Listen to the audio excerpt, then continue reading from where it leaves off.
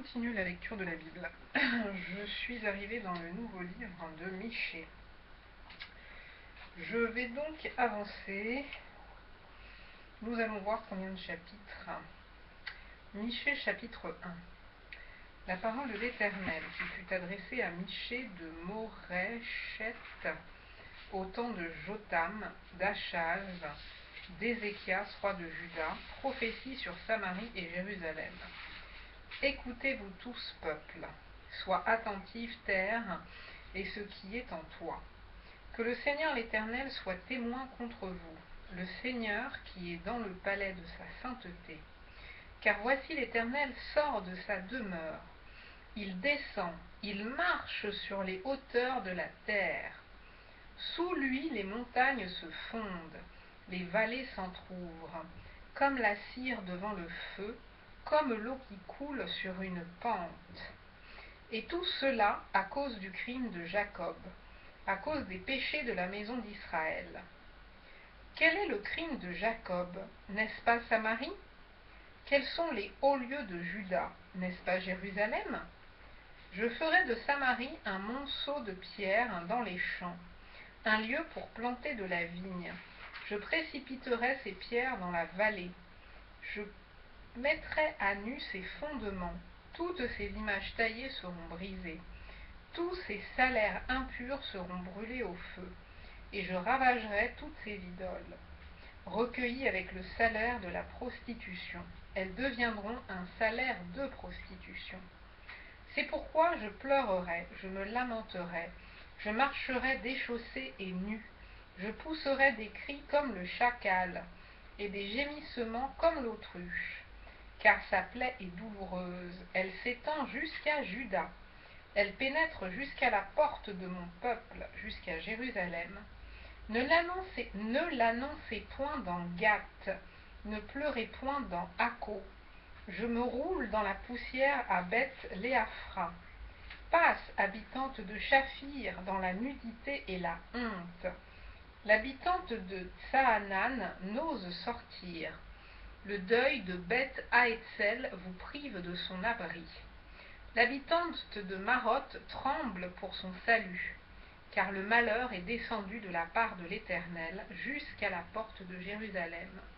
Attelle les coursiers à ton char, habitante de Lachish. Tu as été pour la fille de Sion une première cause de péché, car en toi se sont trouvés les crimes d'Israël. C'est pourquoi tu renonceras à Moréchet-Gath. Les maisons d'Akzib seront une source trompeuse pour les rois d'Israël. Je t'amènerai un nouveau maître, habitante de Marécha. La gloire d'Israël s'en ira jusqu'à Adoulam.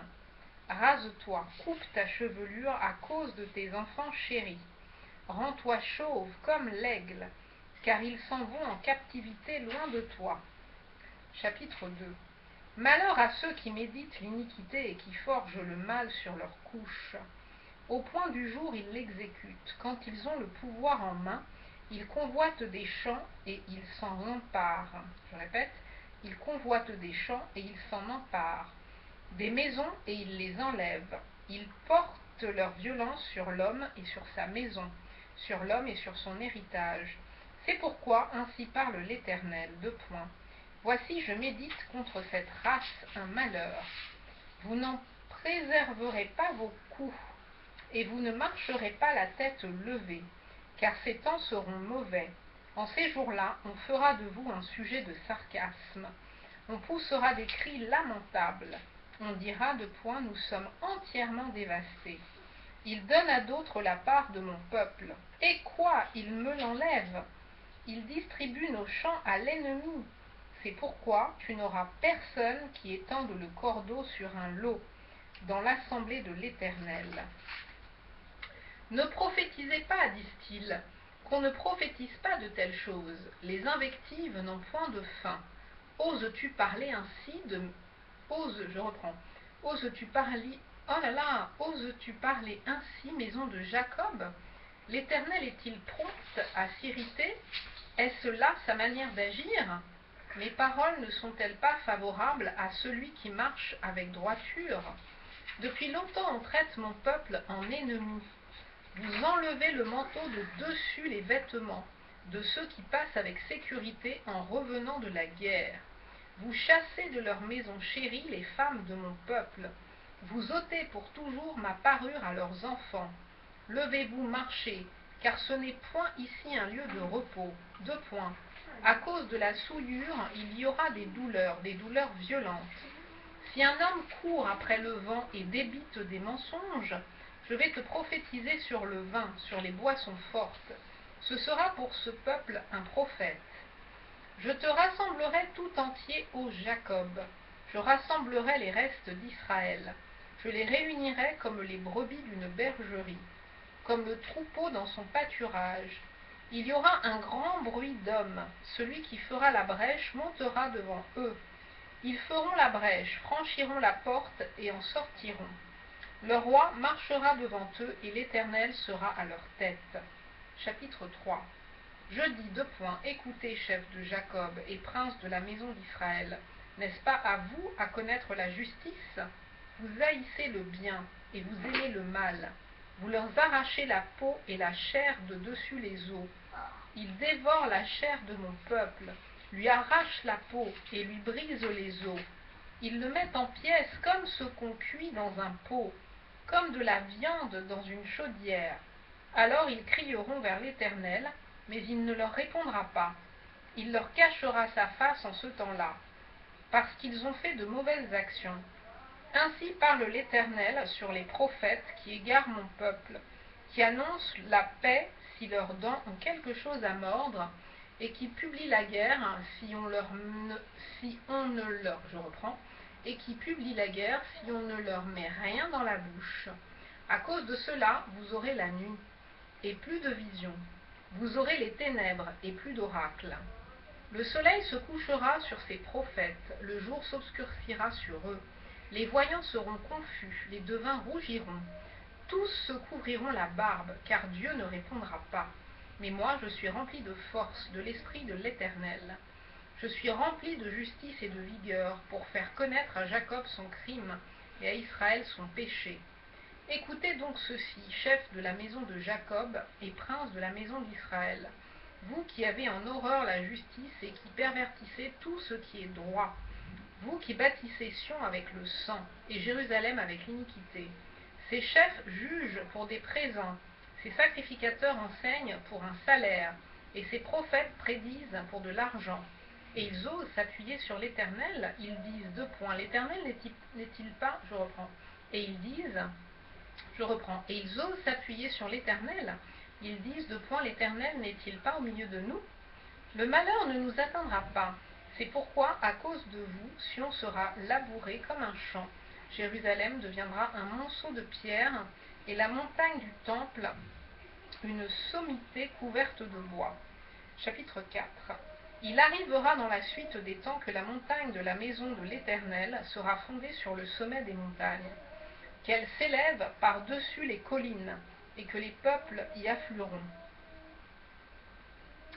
Des nations s'y rendront en foule et diront 2 points. Venez et montons à la montagne de l'Éternel, à la maison du Dieu de Jacob, afin qu'il nous enseigne ses voies, et que nous marchions dans ses sentiers. Car de Sion sortira la loi, et de Jérusalem la parole de l'Éternel. Il sera le juge d'un grand nombre de peuples, l'arbitre de nations puissantes lointaines. De leurs glaives ils forgeront des hoyaux, et de leurs lances des serpes. Une nation ne tirera plus l'épée contre une autre, et l'on n'apprendra plus la guerre. Ils habiteront chacun sous sa vigne et sous son figuier. Et il n'y aura personne pour les troubler, car la bouche de l'Éternel des armées a parlé. Tandis que tous les peuples marchent, chacun au nom de son Dieu, nous marcherons, nous, au nom de l'Éternel notre Dieu, à toujours et à perpétuité. En ce jour-là, dit l'Éternel, je recueillerai les boiteux, je rassemblerai ceux qui étaient chassés, ceux que j'avais maltraités. Des boiteux je ferai un reste, de ceux qui étaient chassés une nation puissante. Et l'Éternel régnera sur eux à la montagne de Sion, dès lors et pour toujours. Et toi, tour du troupeau, colline de la fille de Sion, à toi arrivera l'ancienne domination, le royaume de la fille de Jérusalem. Pourquoi maintenant pousses-tu des cris? N'as-tu point de roi, plus de conseiller, pour que la douleur te saisisse comme une femme qui accouche? Fille de Sion, souffre et gémis comme une femme qui accouche, car maintenant tu sortiras de la ville, et tu habiteras dans les champs, et tu iras jusqu'à Babylone, là tu seras délivré. C'est là que l'Éternel te rachètera de la main de tes ennemis. Maintenant plusieurs nations se sont rassemblées contre toi. Qu'elles soient profanées, disent-elles, et que nos yeux se rassasient dans Sion. Mais elles ne connaissent pas les pensées de l'Éternel, elles ne comprennent pas ses desseins. Elles ignorent qu'il les a rassemblées comme des gerbes dans l'air. Fille de Sion, lève-toi et foule. Je te ferai une corne de fer et des ongles d'airain, et tu broieras des peuples nombreux. Je reprends, et tu broieras des peuples nombreux. Tu consacreras leurs biens à l'Éternel, leurs richesses au Seigneur de toute la terre. Maintenant, fille de troupes, rassemble tes troupes.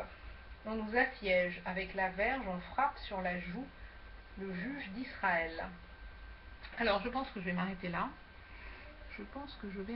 Mais c'est vrai que ça donne envie d'avancer parce que là, je suis vraiment à la fin.